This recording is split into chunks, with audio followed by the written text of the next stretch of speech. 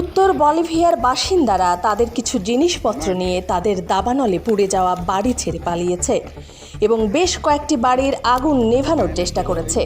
কর্তৃপক্ষ জানিয়েছে শুক্রবার ৪ অক্টোবর এই অঞ্চলে ২২টি বাড়ি ধ্বংস করেছে দাবানল। গণপূর্ত মন্ত্রণালয়ের কর্মকর্তারা বলেছেন যে ক্ষয়ক্ষতি মূল্যায়নের জন্য কিছু টিম মোতায়েন করা হয়েছে এবং ক্ষতিগ্রস্ত পরিবারগুলি তাদের বাড়িঘর পুনর্নির্মাণের জন্য অর্থনৈতিক সহায়তা পাবে।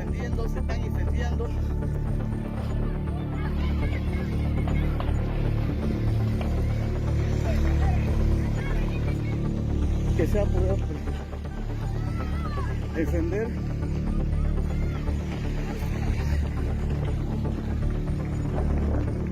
Es incontrolable el fuego que podemos observar.